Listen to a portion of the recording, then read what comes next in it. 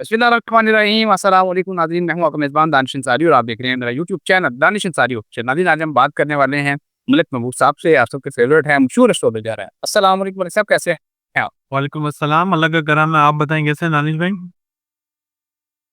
अल्हम्दुलिल्लाह मलिक साहब, मैं भी ठीक हूँ। मलिक साहब, आज आपकी एक प्रेडिक्शन है, उसका मैं जिक्र करूंगा, वो मुझे दुरुस्त साबित होती दिखाई दे रही है। आपने कहा था आज से तकरीबन 10-15 दिन पहले कि अमेरिका जो है वो अपनी भी फिक्र करे, अमेरिकी हुकूमत भी अपनी फिक्र करे कि यहाँ पे कुछ मसाइल पैदा होते दिखाई दे रहे हैं। आज की बड़ी अपडेट ये है कि अमेरिका में शट डाउन हो गया है, गवर्नमेंट के लाखों मुलाजमीन जो है उनको घर भेज दिया गया है। इवन के जो फौज है उसको भी छुट्टी पर भेज दिया गया है। नासा उनका बड़ा अहम अदारा है।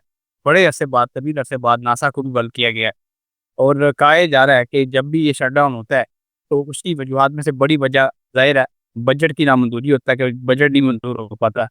सर, आप ये बता दें कि आपने जो प्रोडिक्शन की थी, क्या ये उसी के ही चलते ये सारा कुछ हो रहा है? आपने बताया था कि कुछ प्लानिटरी पोजीशन की बनी हुई है कि अमेरिका के लिए भी आने आने वाले दिनों में कुछ मसाइल हो सकते हैं, तो क्या ये इसी के चलते हो? बिल्कुल, ये उसी की कड़ी है। और मैंने जैसे आपको बताया है कि जैसे ही सोलर इक्लिप्स गुजरा है, उसके बाद से कहीं ना कहीं दुनिया के हर इलाकों में गवर्नमेंट को चैलेंजेस आते हुए नजर आ रहे हैं। इसमें ये भी है, अमेरिका के आने वाले दिनों में आपको मजीद ऐसी चीजें नजर आएंगी। और बड़ी बात नहीं है, लोग प्रोटेस्ट के लिए भी सड़कों पे नजर आएंगे। तो अमेरिका के हालात आने वाले दिनों में अच्छे नजर नहीं आ रहे। फाइनेंशियली डिस्टर्बेंस बहुत होगी।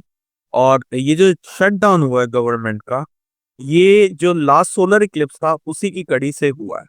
और आपको दुनिया में बहुत से इलाकों में ऐसे हुकूमत के तख्ते उलटते हुए नजर आएंगे। तो ये चीजें अभी चलेंगी। इसीलिए मैंने आपको उस दिन भी कहा था कि अभी आप अगर ये सोच रहे हैं कि हालात अमेरिका के अच्छे हैं, तो मुझे नहीं लगता। हो गया सर। सर, मडगास्कर में भी जो एहतजाज है वो शिद्दत अख्तियार कर गया, हालांकि वहाँ पे हुकूमत का तख्ता पलट चुका है। ये भी इस वक्त जिस हम जो वीडियो रिकॉर्ड कर रहे हैं वहाँ पे शदीद किस्म का एहतजाज जो है वो हो रहा है। सर, वो कौन से ऐसे इलाके हैं जहाँ पे आप देख रहे हैं आने आने वाले दिनों में मजीद जो है हुकूमतों के तख्ते जो हैं वो पलट सकते हैं? कौन से ऐसे इलाके हैं जो वनरेबल है? काइंडली बताइए। ईस्ट एंड वेस्ट, जो मैंने आपको पहले भी बताया है, ईस्ट और वेस्ट के ममालिक बहुत ज्यादा इन चीजों से इफेक्टेड होंगे आने वाले दिनों में। चाहे वो आपके जल्जले हों, सुनामी हो, गवर्नमेंट के इश्यूज हो, इन सब के अंदर ईस्ट और वेस्ट बहुत ज्यादा आपको नजर आएगा। Okay sir. Sir, Donald Trump की तरफ से एक मंसूबे का ऐलान किया जाता है कि फ़लस्तीन में अमन कायम किया जाएगा, लेकिन अब हम हालात देख रहे हैं कि वो बैकवर्ड की तरफ जा रहे हैं। जहाँ हम पहले देख रहे हैं कि एक उम्मीद पैदा हो रही थी कि अमन आएगा, लेकिन अब वो चीज़ कहीं दिखाई नहीं दे रही। अब सारी दुनिया में एहतजाज भी हो रहे हैं और जो ट्रंप का जो मुआहदा है वो इवन के यूनाइटेड नेशन भी कह रहा है कि इसके ऊपर अमल किया जाए, लेकिन उस पर अमल नहीं हो पा रहा। आप क्या देख रहे हैं कि आइंदा आने वाले दिनों में, और का महीना तो शुरू हो चुका है, क्या अक्टूबर का महीने में कोई ऐसी प्लानिटरी पोजीशन आपको दिखाई दे रही है कि फ़लस्तीन में अमन आ जाए, बेहतरी आ जाए? देखिए, इम्प्रूवमेंट आएगी। अमन अगर आप बोल रहे हैं 100% आ जाए, वो उसमें अभी टाइम लगेगा। मुझे ऐसा लगता है कि अमन की सीढ़ी जरूर हम चढ़ लेंगे, लेकिन कंप्लीट कंट्रोल अभी मुझे नहीं लगता आएगा। चीजों में अभी टाइम लगेगा थोड़ा। लेकिन फलस्तीन का मैं ऑलरेडी प्रिडिक्ट किया हुआ है, 2-3 महीने पहले बोला था कि फलस्तीन बहुत जल्दी बेहतरी की तरफ जाता हुआ नजर आएगा। अलबत्ता दुनिया बाकी अभी अनसेफ रहेगी अगले 6 महीने। Okay sir. सर, ज़लज़ले जो हैं वो दोबारा से आ रही। आज से कुछ दिनों पहले कराची में ज़लज़ला आया और उससे जो है वो काफ़ी सारी जो वहाँ पे बिल्डिंग्स हैं वो मुतासिर हुई। आज इस्तांबुल में ज़लज़ला आया और काफ़ी सारी जो इमारतें हैं वो ज़मीन-बोस हो गई। इससे पहले लास्ट टाइम तुर्किया में जब ज़लज़ला आया था तो बहुत बड़े पैमाने पे लोगों का नुकसान हुआ, जानी और माली नुकसान हमने देखा। लेकिन आप आइंदा आने वाले दिनों में कोई ऐसा इलाका या ऐसा कोई टाइम देख रहे हैं, ऐसी ड्यूरेशन देख रहे हैं जिसमें खुदा ना खास्ता कुदरती आफात से कोई नुकसान हो सकता है, ताकि लोग प्रिपेयर हो जाएँ ज़हनी तौर पे भी और वैसे भी? वो काइंडली बता दें। देखिए, 16 अक्टूबर के बाद आप इन चीजों से ज्यादा मुतासर होंगे, और स्पेसिफिकली वाटर। क्योंकि वाटर एलिमेंट दो मेजर प्लैनेट से एफ्लिक्ट हो जाएगा, और उसकी वजह से पानी से रिलेटेड न्यूज आपको मिलना शुरू हो जाएंगे। बड़े बड़े सुनामी, टाइफॉन, बहुत कुछ बहुत कुछ। مطلب اس میں ہریکن سیزن بھی ہوتا ہے امریکہ والی سائڈ پہ، تو یہ چیزیں بہت زیادہ بڑھتی ہوئی آپ کو 16 اکتوبر کے بعد نظر آئیں گی۔ اوکے سر، جوہری معاہدوں کی خلاف ورزی پہ یورپی یونین اور امریکہ نے ایران پہ دوبارہ جو ہیں وہ پابندیاں عائد کر دی ہیں۔ اس پابندی کا آپ نتیجہ کیا دیکھ رہے ہیں؟ کیا ایران دوبارہ سے اسی مقام پہ آ کے کھڑا ہو جائے گا جہاں پہ وہ آج سے 10 سال پہلے کھڑا تھا، یا پھر یہ صرف عارضی طور پہ پابندیاں ہوں گی اور جو ایران کے یورپی ممالک اور امریکہ کے ساتھ معاہدہ دوبارہ طے پا جائے گا؟ اس سال میں آپ کو ایسا کوئی معاہدہ ہوتا دکھائی دے رہا ہے؟ مجھے امپروومنٹ کا معاہدہ نظر نہیں آتا، مجھے یہ مسئلے جو ہیں بڑھتے ہوئے دکھ رہے ہیں۔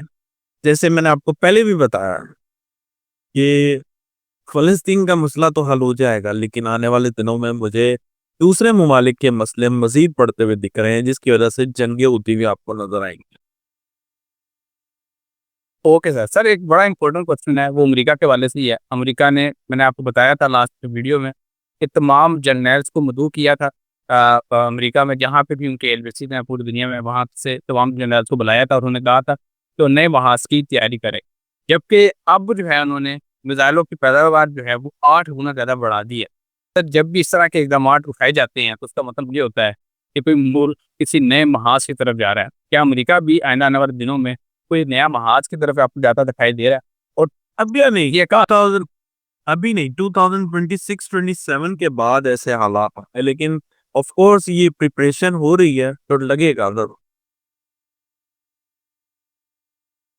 اوکے سر، پاکستان کے سیاسی ناکامے کے حوالے سے بات کریں تو آج کی سب سے امپورٹنٹ اپڈیٹ یہ ہے کہ مریم نواز سے پیپلز پارٹی نے معافی کا مطالبہ کیا کہ وہ ہم سے معافی مانگے جو انہوں نے ہمارے خلاف بیانات دیے ہیں، لیکن مریم نواز نے معافی تو نہیں مانگی بلکہ مزید پیپلز پارٹی کو تنقید کا نشانہ بنایا۔ حکومت اور ان کی جو سپورٹو جماعت جو ہے، اتحادی جماعت جو ہے، اس کے درمیان دوریاں بڑھتی دکھائی دے رہی ہیں۔ کیا یہ دوریاں جو ہیں اس قدر بڑھ سکتی ہیں کہ حکومت جو ہے وہ گر جائے؟ ایسی کچھ چیز آپ کو دکھائی دے رہی ہے؟